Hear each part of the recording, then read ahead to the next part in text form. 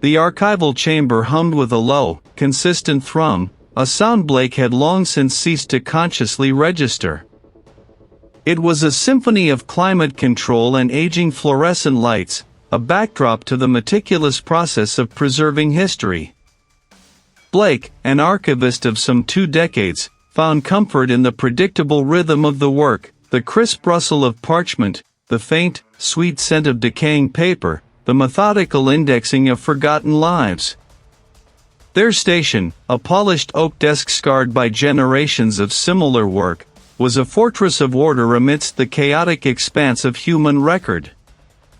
Today, however, the order felt fragile. It began with a minor deviation during the recataloguing of Section Gamma 7, a collection of miscellaneous donations deemed too insignificant for individual accession.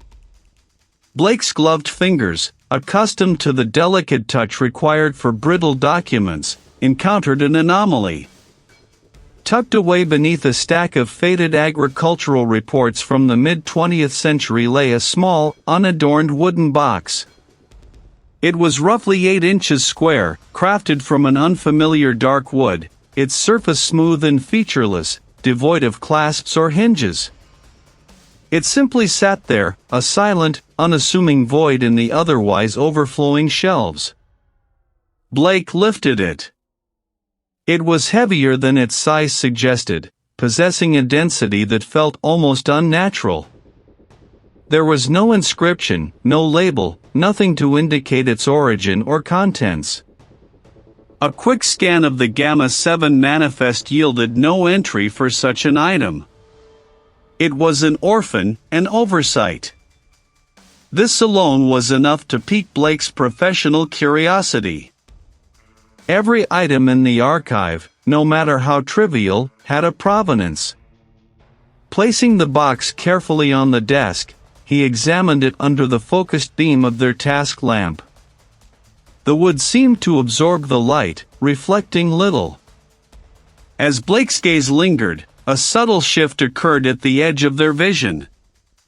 The neatly stacked files on an adjacent shelf seemed to ripple, a momentary distortion of their straight lines. He blinked, attributing it to eye strain. The files were, of course, perfectly still. Odd, Blake murmured, the sound swallowed by the chamber's hum.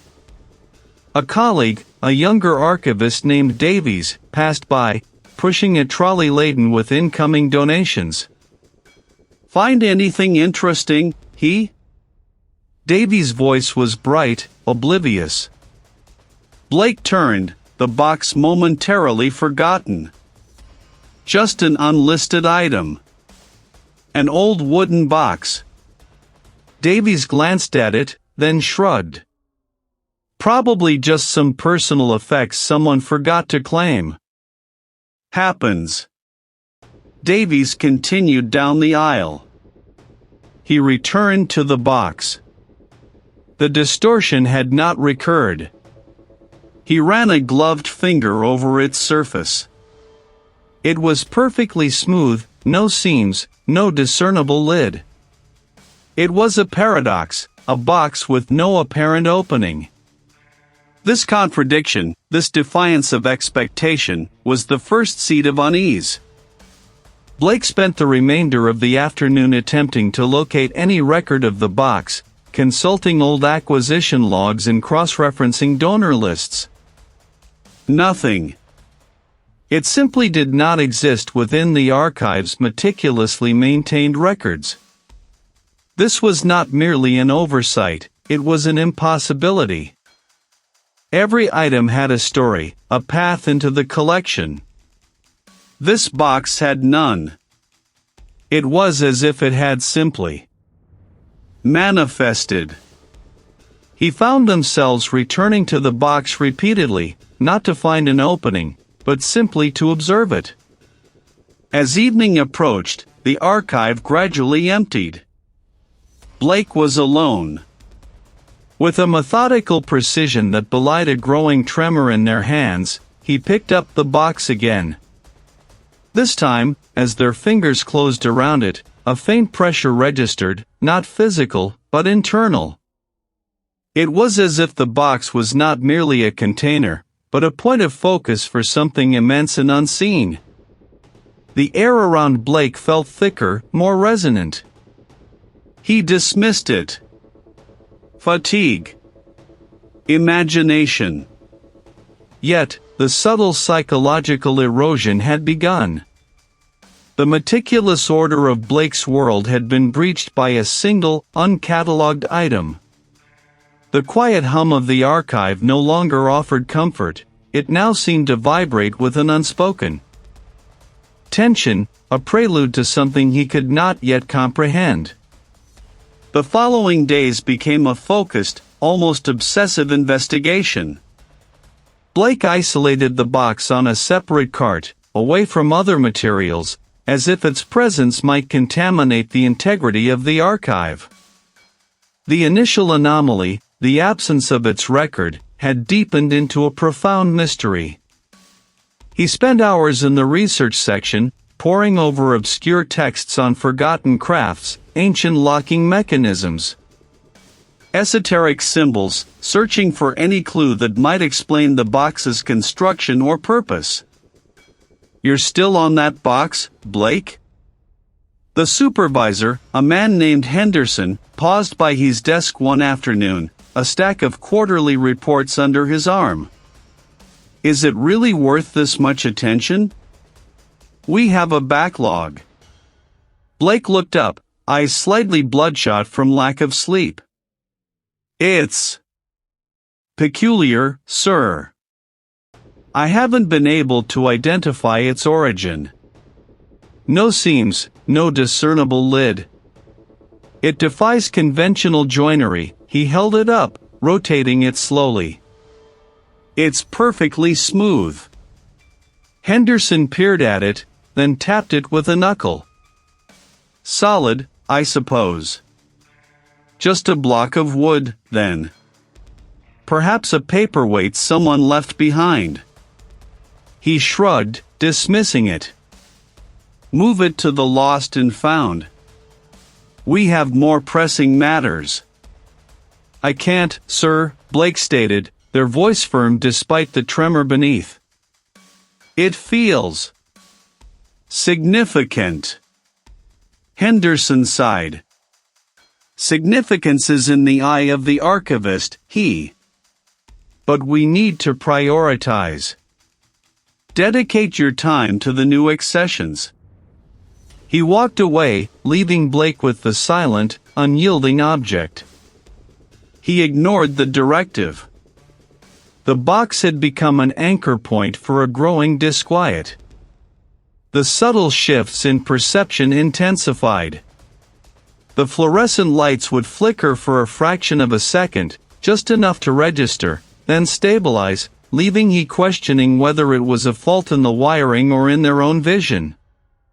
One evening, alone in the archive, Blake was meticulously examining the box under a magnifying lens, searching for any microscopic fissure or imperfection. There was none. It was flawless. It was not etched or carved, but appeared to be an intrinsic part of the wood grain, shifting and reforming as Blake tilted the box. It was a complex, recursive design, like fractals of an alien geometry, constantly in flux. This pattern, invisible to the casual observer, seemed to rearrange Blake's very perception of space.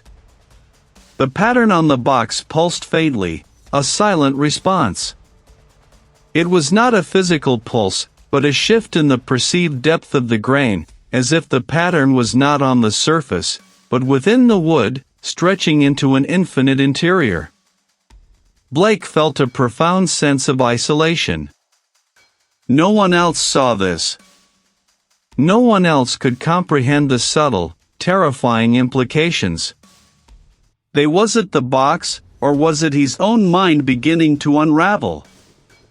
The question became a constant companion, a nagging doubt that eroded Blake's confidence. They began to question their own memories, small details of their routine, the exact placement of files, the precise wording of instructions.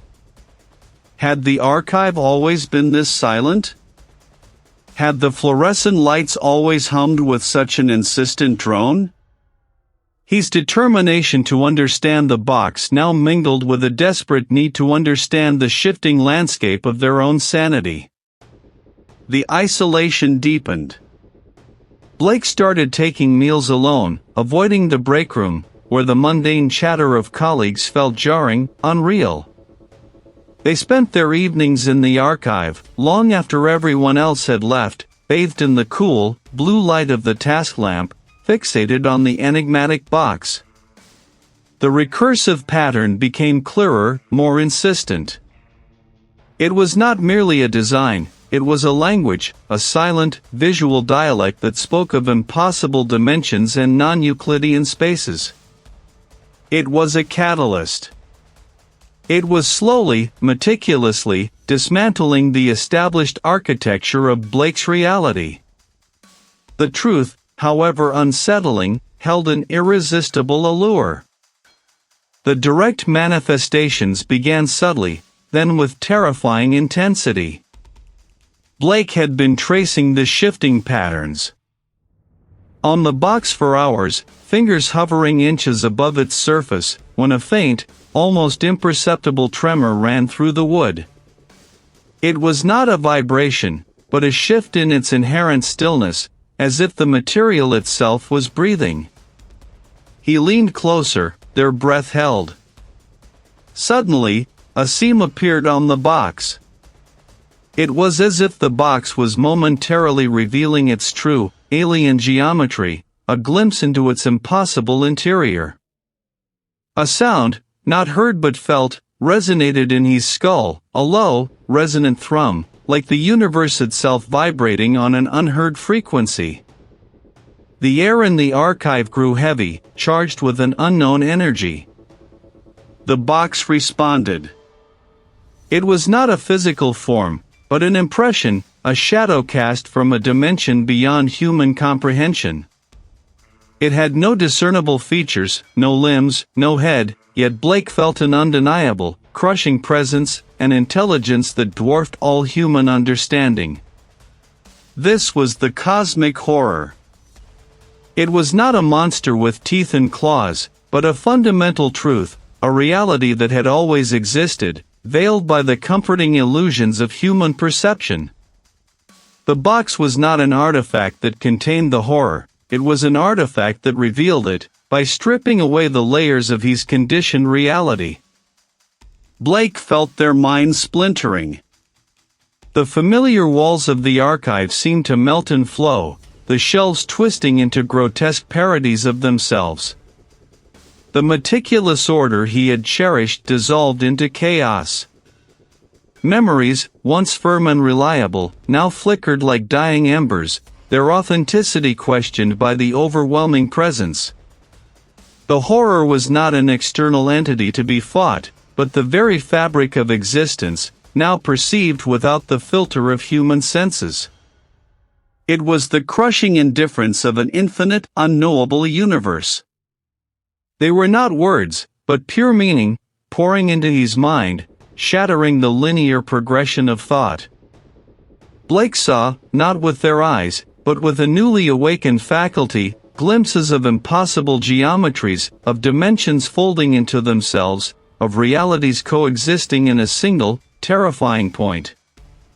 The horror was the realization that he, and all of humanity, were merely fleeting thoughts in a vast, unknowable consciousness, or perhaps, not even thoughts at all, merely temporary arrangements of matter, destined to dissolve back into the cosmic indifference. He was no longer just an observer, they were becoming a part of the horror, their mind a conduit for its infinite, silent zone. Blake's sanity, a once meticulously maintained structure, had completely crumbled. The archive no longer existed as a coherent space. The hum of the ventilation system had become a throbbing pulse, an internal rhythm that seemed to emanate from his own core. The lines between what was Blake and what was the perceived reality had blurred to the point of non-existence. He Are you in here? Henderson's voice, distant and distorted, cut through the cacophony of Blake's fracturing mind.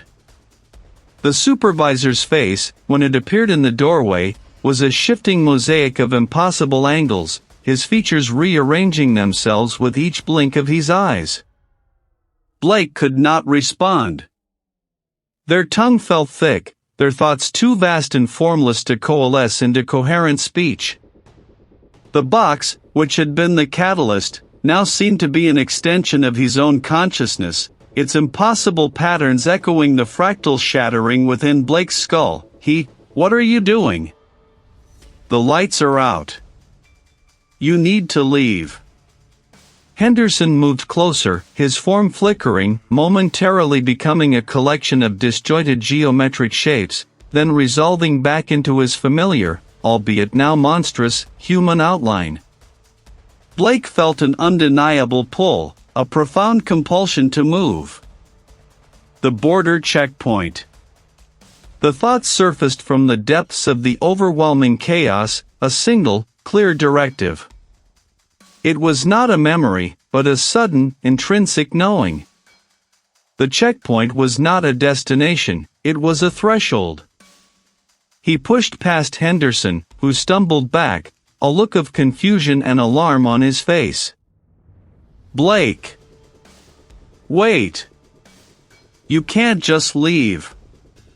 But he was already moving, their steps steady despite the internal tempest. The streets outside were a kaleidoscope of sensory input.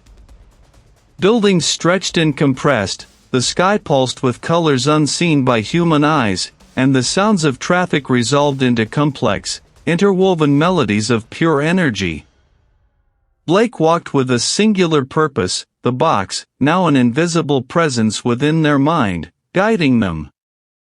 The journey to the border checkpoint was a passage through a world simultaneously familiar and utterly alien. He saw the horror in the mundane, the patterns on the pavement, the arrangement of leaves on a tree, the fleeting expressions on passers-by. Each detail was a glimpse into the infinite, the unknowable, each a fragment of the vast, indifferent entity that underpinned all existence.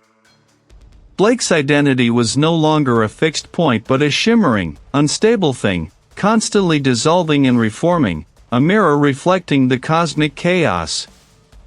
At the checkpoint, the scene was ordinary.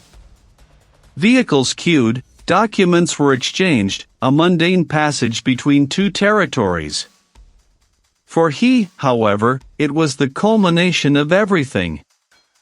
The air here was thick with a palpable tension, a sense of imminence. The concrete barriers, the chain-link fences, the watchful eyes of the border officials, these were not merely physical obstacles, but symbolic boundaries, thin veils separating one reality from another. Blake approached the booth, the border official's face a study in bureaucratic neutrality. The man's uniform, his badge, his very posture, seemed to vibrate with the same impossible geometry he had seen on the box. He was not just a man, he was a manifestation, a gatekeeper between states of being. Papers, please, the official stated, his voice flat, devoid of inflection. Blake reached into their pocket, their hand moving as if of its own accord. There were no papers.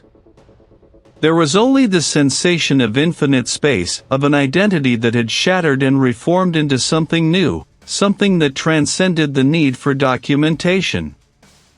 The official's gaze sharpened, not with suspicion, but with a profound, unsettling recognition.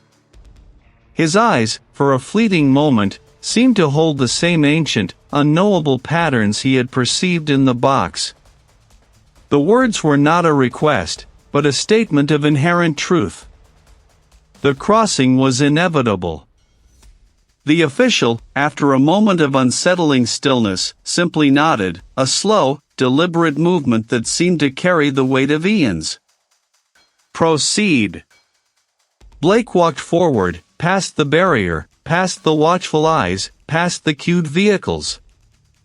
The air on the other side of the checkpoint was identical, the road stretched out in the same manner, the landscape was indistinguishable. Yet, everything was profoundly different. The colors of the sky were no longer mere hues, they were vibrations, frequencies of an incomprehensible spectrum. He saw the patterns now, everywhere. The dust motes dancing in the sunlight were not random, they traced intricate, recursive geometries. Blake's identity, once a singular, defined construct, had dissolved completely. There was no longer he the archivist, the meticulous keeper of records. There was only perception, a vast, unbounded awareness that encompassed all that was and all that could be. Blake was no longer an individual observing the cosmic horror, he was the cosmic horror, or at least, a fragment of its infinite, indifferent consciousness. The wooden box, the catalyst, was gone. It had never been a physical object in the conventional sense, but a key, a focal point for the shift. Now, the entire world was the box, and Blake was inside, outside, and everywhere in between. He continued walking, one foot after the other, the rhythm of their steps echoing the silent pulse of the universe. They had crossed the border, not into another country, but into another reality. The horror was not an event that had ended, it was the fundamental state of being, now fully apprehended. The archivist had become the archive, a living repository of infinite, incomprehensible truths.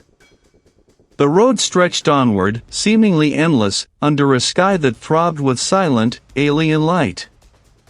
Blake felt no fear, no joy, no sadness. Only a vast, crushing indifference. The destination was not a place, but a state of being. And he, or what remained of Blake, had arrived. The cosmic entity had found its vessel, its new point of observation in a reality that had always been its own.